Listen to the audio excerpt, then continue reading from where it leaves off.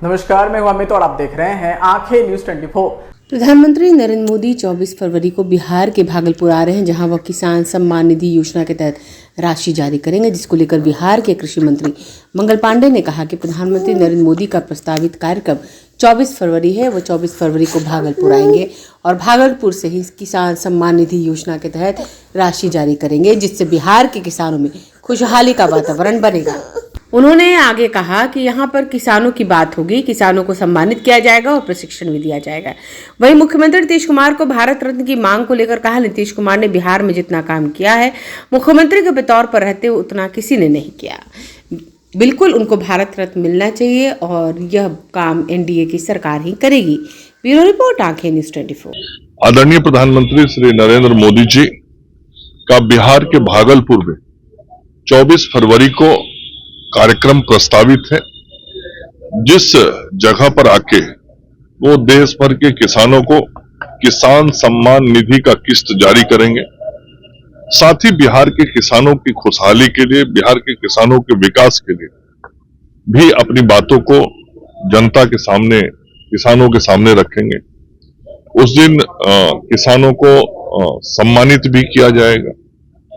तो आदरणीय प्रधानमंत्री जी की उपस्थिति में किसान का सम्मान भी होगा, किसान के विकास की बात भी होगी और किसानों के खाते में निधि भी जाएगी। और आदरणीय प्रधानमंत्री जी और हमारे मुख्यमंत्री श्री नीतीश कुमार जी दोनों की ये सोच है कि इस देश को और इस राज्य को यदि आत्मनिर्भर और सबल बनाना है तो किसानों की आर्थिक स्थिति को बेहतर करना होगा।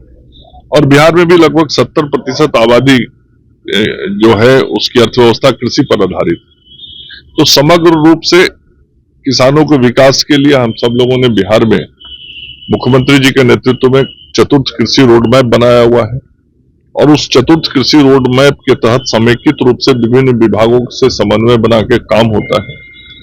तो आदरणीय प्रधानमंत्री जी जब 24 को आएंगे तो चतुर्थ कृषि रोड मैप के तहत जो कुछ विकास हुए हैं वो भी हम प्रधानमंत्री जी के सामने विषयों को रखेंगे। और अभी केंद्रीय कृषि मंत्री श्री शिवराज सिंह चौहान जी आए थे, उनसे हम लोगों ने यह मांग रखा है।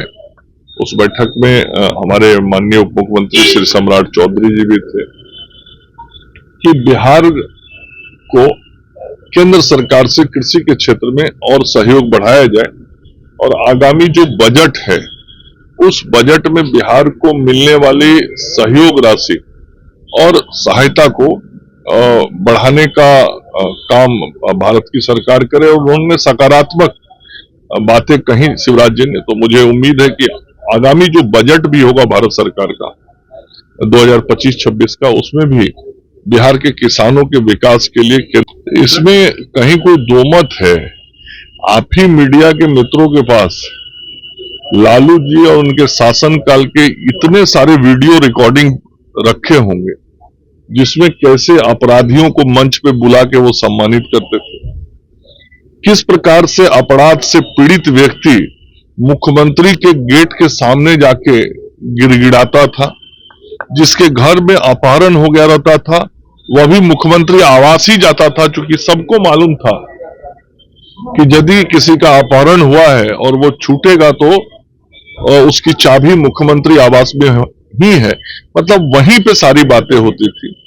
तो पूरा अपराध जो है वो एक प्रकार से राजनीतिक स्वरूप ले लिया लालू जी और राबड़ी जी के कार्यकाल में और अपराधियों का राजनीतिकरण हो गया। और उस वक्त के इतिहास को देखिएगा तो जो बाहुबली होते थे, जो अपराधी होते थे, जो समाज में आतंक पैदा करते थे, वो राष्ट्रीय जनता दल के माध्यम से राजनीति करते थे। तो ये तो सत्य है। और उनको अपराध और अपराधियों को संरक्षण करने का जो सर्वोच्च पुरस्कार है वो दिया जा सकता है। मंगल जी, उत्तराखंड में कॉमन सिविल कोड आज से लागू कर दिया गया, कई राज्यों में मांग होती है, बिहार में भी आप लोगों की सरकार है, तो क्या इसको लेकर के कोई आप लोग विचार भविष्य में कर सकते हैं, बातचीत करेंगे? यूसीसी जो आज लागू किया है उत्तराखंड की सरकार ने, निश्चित रूप से बहुत सोच समझ के विचार करके वहां के सम्मानीय मुख्यमंत्री धामी जी ने और उनकी कैबिनेट ने इस निर्णय को लागू किया है और उनके अपने अनुभव हैं और उस राज्य के अनुभव के आधार पे वहां के माननीय मुख्यमंत्री जी ने ये जो निर्णय किया है, मुझे लगता है कि उन्होंने राज्य हित और राष्ट्र हित को ध्यान में रख के किया होगा। बिहार में भी सर आप लोग बातचीत करेंगे या फिर हर राज्य को अपना निर्णय करना है। आज उत्तराखंड में ये लागू हुआ है तो मैं जरूर समझता हूं कि वहां के मुख्यमंत्री धामी जी ने उत्तराखंड राज्य और राष्ट्रहित को ध्यान में रख के अपने राज्य में ऐसी नीति बनाई है। सर, नेता प्रतिपक्ष ने कहा है कि प्रधानमंत्री आ रहे हैं, भागलपुर चुनावी वर्ष है और फिर से एक बार जुमलेबाजी करके चले जाएंगे। नेता प्रतिपक्ष करते क्या है हमको ये नहीं समझ में आता है।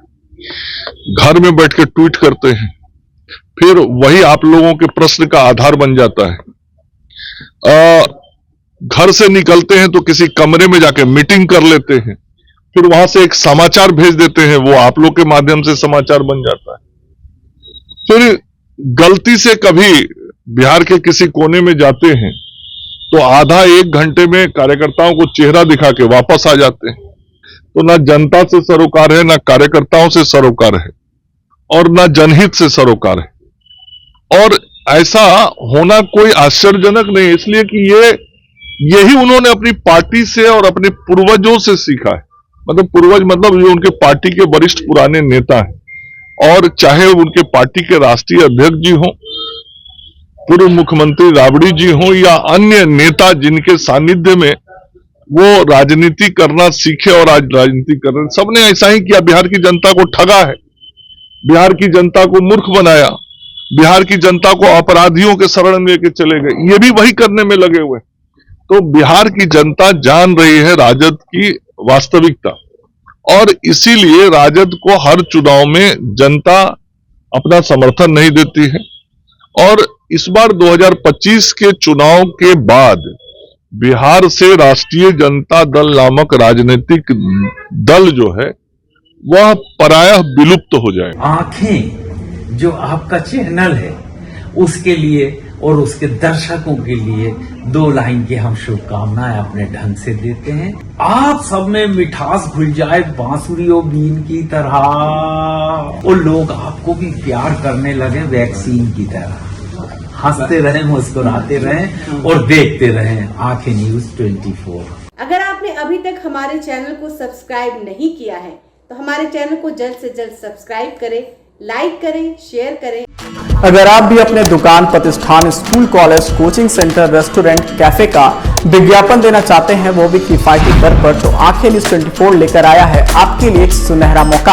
आंखें न्यूज 24 न्यूज पोर्टल की दुनिया में बिहार का सबसे उभरता हुआ चैनल, जहां बिहार झारखंड से जुड़े तमाम बड़ी खबरें देखने को मिलती है। तो देर किस बात की, आज भी जुड़े आंखें न्यूज 24 के साथ संपर्क करें हमारे व्हाट्सएप नंबर 8935876430 पर। क्या आप पत्रकारिता के क्षेत्र में अपना कैरियर बनाना चाहते हैं? तो आज ही royal Ashoka institute of mass communication and journalism में अपनी जगह सुनिश्चित करें। आर्यभट्ट ज्ञान विश्वविद्यालय पटना से मान्यता प्राप्त 100% प्लेसमेंट के साथ royal Ashoka institute of mass communication and journalism नामांकन जारी है।